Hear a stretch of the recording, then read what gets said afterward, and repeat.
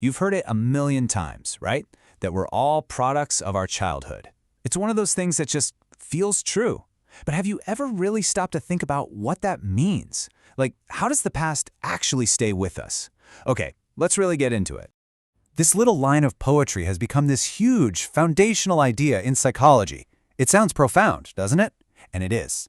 The idea is that our early years basically create the blueprint for who we become. But you know, it's one thing to say that. It's another thing entirely to understand how it actually works. Yeah, so how? I mean, really, how do things that happened when we were kids still pull the strings when we're adults? Is it just, old memories popping up every now and then? Or is there something much more active, more alive, going on under the surface? A lot of people think of the past like layers of rock, right? It's just sediment buried deep down there, totally inert, unchanging. But the psychoanalyst Anna Freud, in her very last work, she came along and said, nope, that's all wrong. She argued that the past is anything but dead rock.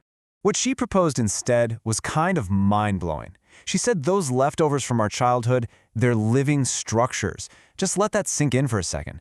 They aren't old fossils, they're alive, they grow, they adapt, and they are always trying to make themselves known, actively shaping who you are right now. The past isn't past, it's alive inside us.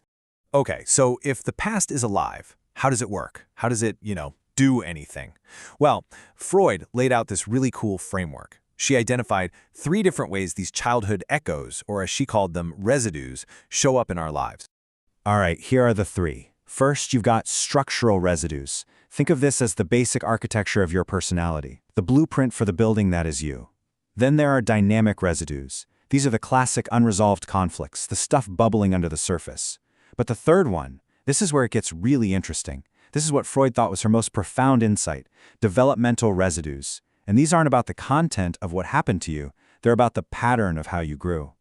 Now, this sounds a little abstract, I know. So let's make it real. A case study from Freud herself really nails this down. Let's talk about a guy named Peter. Okay, so check this out. When Peter was just 3 years old, he got separated from his mom during the war. On the surface, he bounced back super quick. But then, when he's 11, he starts doing this weird thing. He'll make a really good friend and then just cut him off, cold. Fast forward, he's 34, and he's in analysis because he can't stay close to his wife. See where this is going? The pattern is right there. And here's the kicker. The thing that was haunting Peter wasn't some repressed memory. He totally remembered being separated from his mom. No, what stuck with him was a mode of experiencing, a template for how to handle attachment and loss. As a little kid, he learned, if I cut things off first, it won't hurt as much when they leave. And he just kept running that same exact program over and over again for his entire life. So this whole idea of templates leads us to something else that's really fascinating about being a grown-up. We all kind of think of growing up as this straight line, right? You just get better and better moving forward. But Freud's work suggests that for adults, growth is, well, it's not a straight line at all. When you're a kid, yeah, it's pretty linear. You're constantly learning new stuff, just moving forward. But adult growth? Freud called it curvilinear. It curves back on itself. It's not so much about gaining new skills as it is about, get this, recovering old parts of yourself you had to leave behind. Let me give you an example. Play. A little kid plays with total abandon. But then we grow up, we learn the rules, and a lot of that gets shut down. Now, a healthy adult doesn't just start acting like a toddler again, no.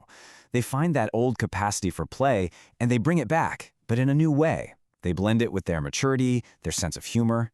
It becomes creativity. Freud said it perfectly. She wrote that the biggest achievements in adult development aren't about getting something new, they're about integrating something old.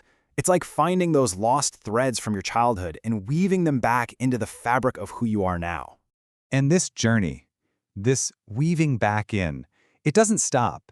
In fact, it gets even more important as we get older.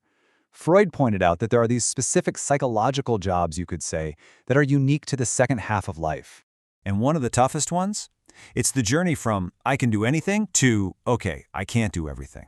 It's that slow, sometimes painful process of really, truly accepting that our powers, our time, our energy, they have limits. But here is the amazing twist. Freud says this isn't failure, this isn't giving up. Being able to actually look at your limitations, to more in the things you won't get to do.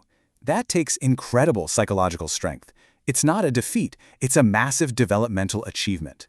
And how do we do that? One of the key tools is something she called anticipatory mourning. It's basically your mind's healthy way of getting ready for losses it can see on the horizon. It's like a mental and emotional prep session, so when the inevitable happens, you can face it with some resilience instead of just being completely knocked over. So let's bring this all together. What's the big picture here for you and me? It means we got to change how we think about our own past. It's not this concrete story set in stone. It's more like a living, breathing resource we can tap into. See, our mind, our ego, it's not just a dusty library passively storing memories. It's an active storyteller. It's constantly picking and choosing, shaping and editing our memories to build a story that makes sense, a story of who we are. Freud had a great term for this. She called it a tendentious memory. It means our memory has an agenda, a purpose, and that purpose is to create a coherent story. So your life story, it's not just a list of what happened. It's a creative act happening right now, designed to give your life meaning. Okay, let's boil it all down. What should you walk away with?